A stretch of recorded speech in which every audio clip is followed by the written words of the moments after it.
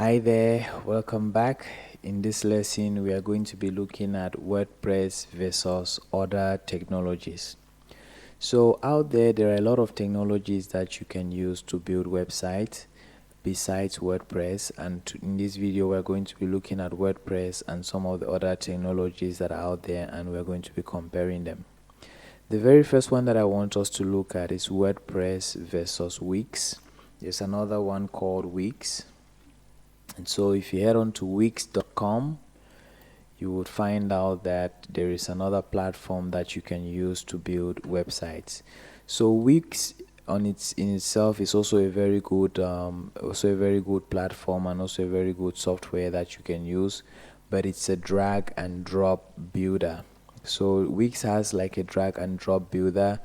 You need to like sort of sign up on their platform. You cannot build your website out of like the Wix platform. You need to go online, create an account before you can be able to start building your website.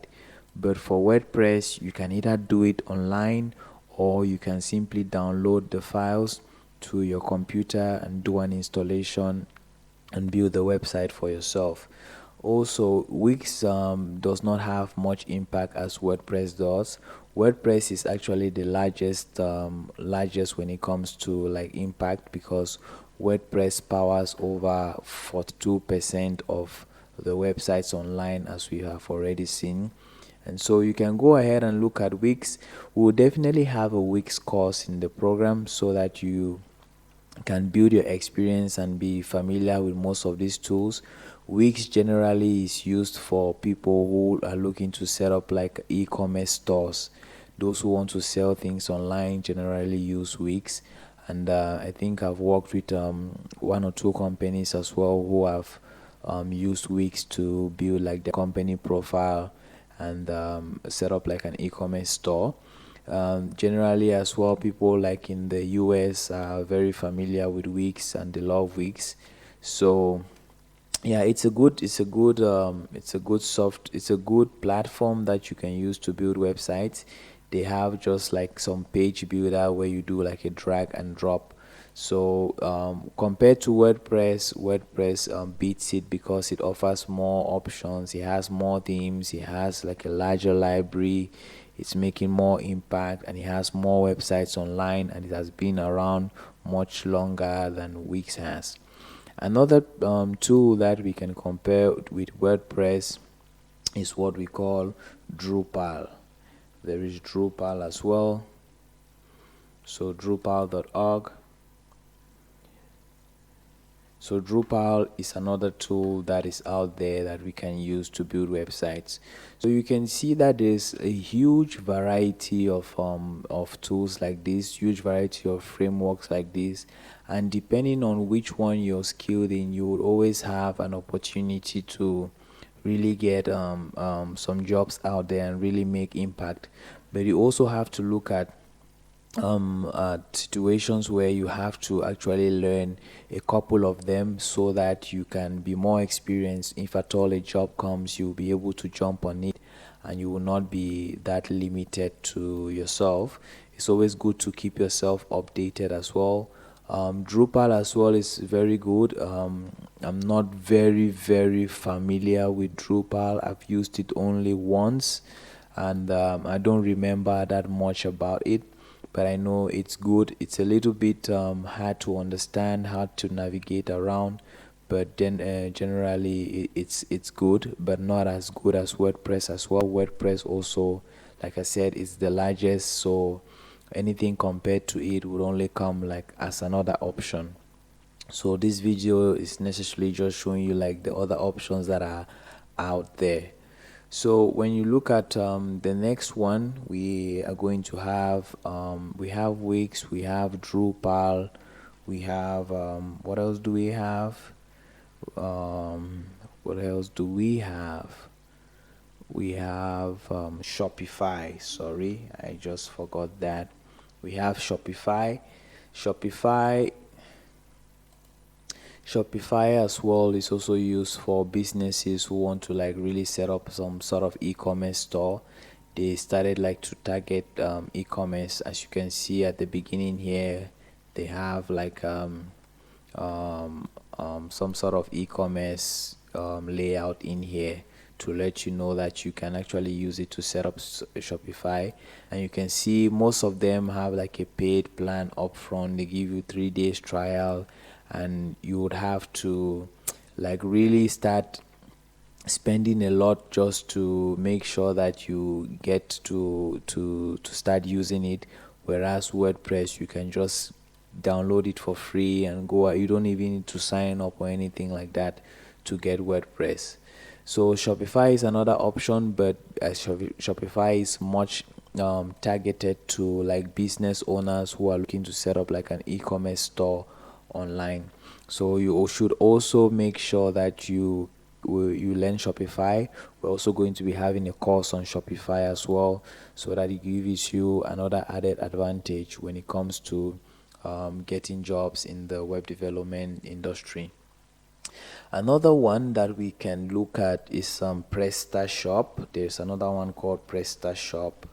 There's really a lot of options out there. There's really a lot of options. There is PrestaShop. I think I just opened that link. It didn't open. Yeah, so this is PrestaShop as well. PrestaShop as well is used to set up like an online store where you can sell your products and services. But generally, all these things can be done in WordPress, and depending on which one is your preference, you can always make a decision.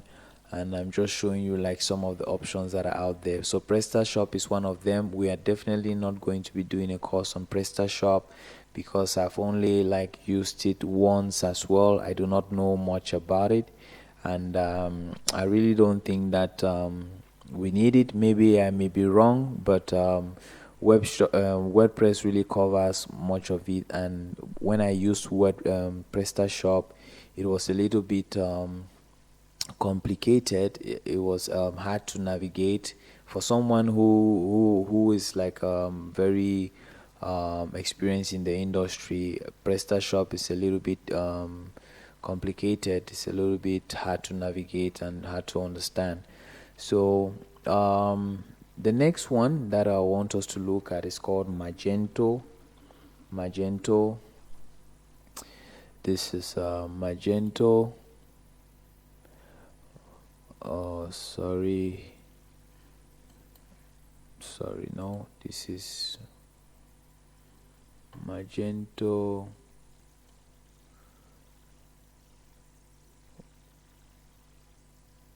Not the extensions. I want magento.com. I think is it magento.com. Let's see. Oh, Magento is owned by Adobe. I didn't know Magento was owned by Adobe. I don't know why it keeps redirecting here. But Magento is one of the options as well that you can use to set up an e-commerce, some sort of like an e-commerce store. As you can see like this, they also have like a drag and drop page builder, and you can see the kind of a demonstration here how to go about doing it as well. So Magento is one of them, and so these are some of the options that are available in the market. You can see over here Magento. You can see the different options that are there. There is Joomla is also one which is very good. Joomla is where I started.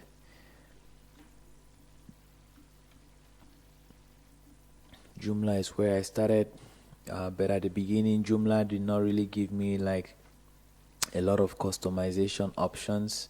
So this is Joomla. As you can see, it just brings like some nostalgia to me, seeing Joomla where I started my web development journey.